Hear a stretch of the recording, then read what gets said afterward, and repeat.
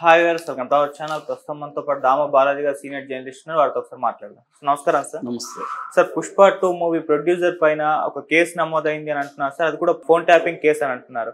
So Pushpa 2 movie producer కి phone tapping కి సంబంధం ఏంటి? అసలు ఈ కేసు ఎప్పుడు నమోదైంది? చాలా వార్తా పేపర్లో, న్యూస్ పేపర్లో కూడా వస్తుంది సార్. అసలు ఏం జరిగింది? మరి దీనివల్ల పుష్ప 2 టీమ్ కి అంటే మూవీకి ఏమన్నా ఇబ్బంది ఏర్పడే అవకాశం ఉందా సార్? మీరేం చెప్తారు? పుష్ప 2 సినిమాకి సంబంధించి అనేక వివాదాలు రోజుకొకటి వస్తున్నాయి. నిన్న కూడా అల్లు అర్జున్ మీద కేసు పెట్టడాన్ని మనం మాట్లాడుకున్నాం.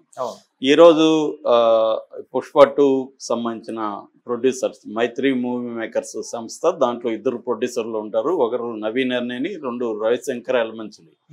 సో ఇది నవీన్ ఎర్నేని ఇప్పుడు ఫోన్ ట్యాపింగ్ కేసులో ఇరుక్కున్నాడు. ఆయన మీద non bailable case Jubilee hills police స్టేషన్లో రిజిస్టర్ అయింది అని Jubilee hills police station CI Venkateswara Reddy ప్రకటించాడు. సో ఇది ఒక సంచలనం క్రియేట్ చేస్తుంది. అంటే పుష్ప 2 రిలీజ్కి ముందే ఈయన ఏమన్నా అరెస్ట్ అవుతాడా అన్న వార్తలు ఇప్పుడు వైరల్ అవుతున్నాయి.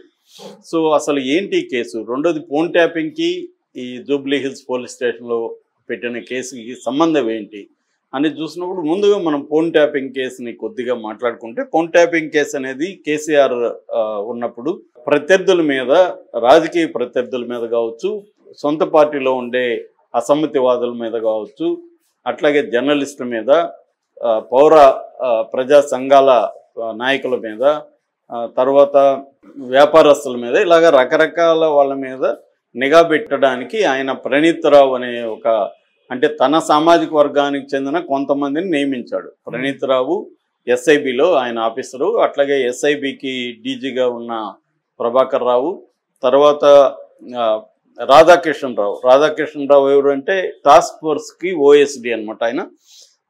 ఇలాగా కొంతమందిని నియమించుకొని ఫోన్ ట్యాపింగ్లు చేశారు. అయితే ఇక్కడ ఏం చేశారు వీళ్ళు, ఎప్పుడైనా పోలీసులకి నువ్వు ఒక చట్ట వ్యతిరేక పని అప్పగిస్తే దాన్ని ఉపయోగించుకొని వాళ్ళు మనకు చట్ట వ్యతిరేక పని అప్పగించాడు కాబట్టి మనం దీన్ని ఉపయోగించుకొని సొంతంగా వ్యవహారాలు చక్కబెట్టినా అతను మనల్ని కంట్రోల్ చేయలేడు, ఎందుకంటే అతనే చట్ట వ్యతిరేక పని చేస్తున్నాడు. కాబట్టి వీళ్ళు ఏం చేశారు, తెలివిగా ఇది ఉపయోగించుకొని చాలామంది వ్యాపారస్తుల మీద నిఘాలు పెట్టడం, వ్యాపారస్తులు అందరూ కూడా చట్ట ప్రకారమే వ్యాపారం చేయడం అనేది ఇండియాలో జరగదు. ఇండియాలో చట్ట వ్యతిరేక కార్యక్రమాలు వ్యాపారంలో అనేకం జరుగుతుంటాయి. అవన్నీ వీళ్ళు కనిపెట్టి ఏం చేస్తుంటారో వాళ్ళని బ్లాక్మెయిల్ చేసి డబ్బులు లాగడం, ఆ కంపెనీల షేర్లు కొన్ని వేల మనుషుల మీద రాయించుకోవడం, ఇలాగా రకరకాల పనులు, బ్లాక్మెయిలింగ్లు పెద్ద ఎత్తున చేసి వీళ్ళు డబ్బులు సంపాదించుకున్నారు ఈ టీం. ఇది అలిగేషన్ అన్నమాట. ఇది ఇంకా ప్రూవ్ కాలేదు. ఇది ఈ అప్పట్లోనే మనకి వార్తలు కూడా వచ్చాయి.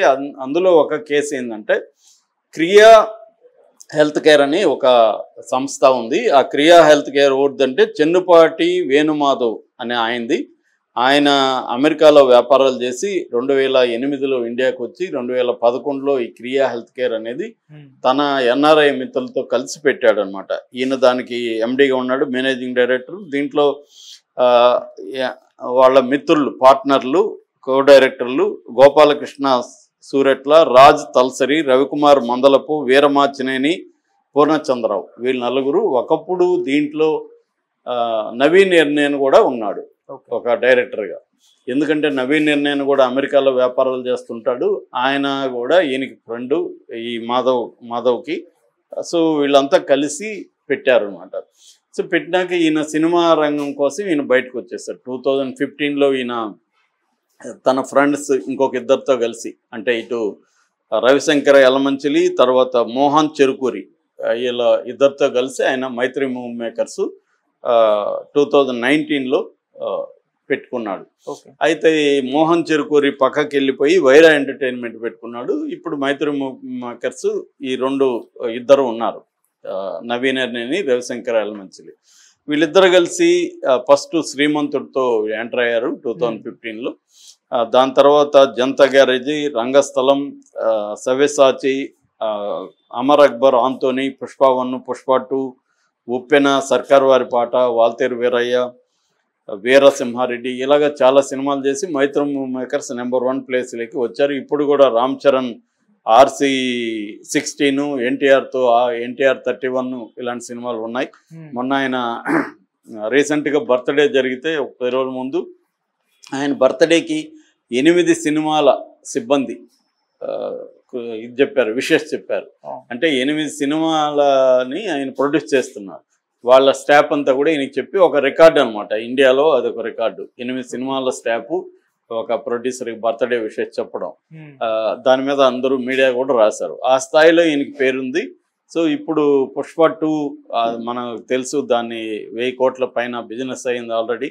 సో అదొక దేశంలోనే ఒక బాహుబలి, RRR ఇలాంటి దీంట్లోకి లీగ్లోకి వెళ్ళే పరిస్థితి కనిపిస్తుంది.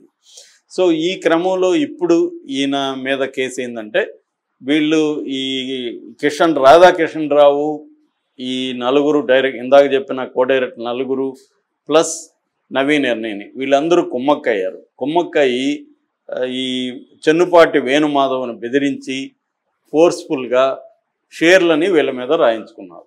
ఇది కేసు అనమాట. సో ఇది క్రిమినల్ కేసు కిందకు వచ్చింది. ఎందుకంటే ఒకరిని బెదిరించి ఆ కంపెనీలో ఉండే షేర్లని వీళ్ళ మీద రాయించుకున్నారు. అందులో ఈయన కూడా ఉన్నాడు, ఎవరు నవీన్ ఎర్నేని. ఇది కేసు. దీంట్లో ఆల్రెడీ ఆయన మీద IPC 386, 365, 341, 120B రెడ్ విత్ 34 ఈ 4 సెక్షన్ల కింద కేసులు పెట్టారు. ఇందులో బెయిలబుల్ ఉన్నాయి, నాన్ బెయిలబుల్ ఉన్నాయి. సో ఈయన్ని ఇప్పుడు ఏమన్నా ఎలక్షన్ ముందు సినిమా రిలీజ్ ముందు అరెస్ట్ చేస్తే మాత్రం దాని ఎఫెక్ట్ పుష్ప మీద పడే అవకాశం కనిపిస్తుంది. సో ఇది ఇప్పుడు సంచలనంగా మారింది. ఎందుకంటే చాలా ప్రెస్టేజియస్గా పుష్ప 2 ప్రాజెక్ట్ ముందుకెళ్తుంది. ఇది కానీ పడితే అంటే సినిమా మీద ప్రభావం, సినిమా పెర్ఫార్మెన్స్ మీద ప్రభావం పడకపోవచ్చు, కానీ దాని ప్రమోషను, దాని వెనకాల అనేక వ్యవహారాలు ఉంటాయి. సో దాని మీద సినిమా ప్రభావం, ఇతని అరెస్ట్ కానీ అయితే ప్రభావం పడే అవకాశం ఉంది. బట్ అరెస్ట్ అవుతాడా లేదని చెప్పలేం. ఎందుకంటే రేవంత్ రెడ్డి ఆల్రెడీ నిన్న కూడా అల్లు అర్జున్ని మెచ్చుకుంటూ ఆయన మాట్లాడాడు. సో రేవంత్ రెడ్డి అనుమతి లేకుండా ఇది ముందుకు కేసు కదలదు. చాలా కేసులు ఏంటంటే మనం చూసాం, గతంలో కూడా రేవంత్ రెడ్డి మీద పెట్టిన కేసులు ఏమి ముందుకెళ్ళలేదు. అట్లాగే రేవంత్ రెడ్డి ఇప్పుడు వీళ్ళ మీద పెట్టే కేసులు కూడా జనరల్గా ఎక్కువ సార్లు ఏంటంటే రాజకీయ ప్రత్యర్థుల్ని కంట్రోల్ చేయడానికి కేసులను వాడుకుంటుంటారు. అంటే నువ్వు తోకాడిస్తే ఈ కేసుని ముందుకు తీసుకొస్తాను, సో అలాగా పెట్టుకుంటారు తప్ప వాటిని యూజ్ చేసేయరు. అంటే యూజ్ చేసేస్తే మళ్ళీ ఇది పనిచేయదు కదా, మన దగ్గర పెట్టుకుంటేనే అది పనిచేస్తుంది. అందుకని చాలాసార్లు ఏం చేస్తారంటే కేసులు పెడతారు. ఇప్పుడు జగన్ మీద 20 కేసులు ఎందుకు ముందుకు వెనక్కి వెళ్ళలేదు 11 ఏళ్ళ కంటే, జగన్ని కంట్రోల్లో పెట్టుకోవడానికి మోడీ ఆ కేసుల్ని ఉపయోగించుకున్నాడు. అలాగే రేవంత్ రెడ్డి కూడా ఫోన్ ట్యాపింగ్ కేసు కావచ్చు, తర్వాత ఈ మిగతా కేసులన్నీ కూడా ఇటు కేసీఆర్ మీద, కేటీఆర్ మీద ఉన్న కేసులు కూడా ఆయన లాజికల్ ఎండ్కి తీసుకుపోయి వీళ్ళని అరెస్ట్ చేస్తారా అనేది డౌటే. సో అరెస్ట్ చేస్తే మనకేంటి ఉపయోగం, చేయకపోతే మనకేంటి ఉపయోగం అనేది బేరీ చేసుకుని దాన్ని బట్టి మూవ్ అవుతుంటారు. ఆ రకంగా ఇప్పుడు ఈ కేసులో రాధాకృష్ణరావు ఆల్రెడీ వాంగ్మూలం ఇచ్చాడని చెప్తున్నారు. ఆ వాంగ్మూలంలో నవీన్ ఎర్నేని పేరు కూడా రాశారు. అంటే ఈయన ఏమేమి అక్రమాలు చేశాడో మొత్తం లిస్టు ఆయన ఇచ్చేశాడు. అక్రమాలలో ఎవరెవరు భాగస్వాములో కూడా ఆయన చెప్పాడు. అలాగా నవీన్ ఎర్నేని పేరు కూడా ఆయన వచ్చింది. ఎందుకంటే ఈ చెన్నుపాటి వేణుమాధవ్ కంప్లైంట్ చేశాడు, ఇట్లా వీళ్ళందరూ కలిసి నా దగ్గర షేర్లను ఇట్లా రాయించుకున్నారని. సో ఇప్పుడు ఇది జరిగినప్పుడు దీన్ని తీసుకెళ్లి పోలీసులు ఆ రాధాకృష్ణరావుని కస్టడీలో ఉన్నప్పుడు విచారించారు. ఇట్లా అన్నాడు, నువ్వేమంటావు అంటే ఆయన కూడా కన్ఫెస్ చేశాడు, అవును మేము చేసింది నిజమే అని. కాబట్టి ఆయన వాంగ్మూలాన్ని బేస్ చేసుకొని ఈ నవీన్ ఎర్నేని కూడా అరెస్ట్ చేసే అవకాశం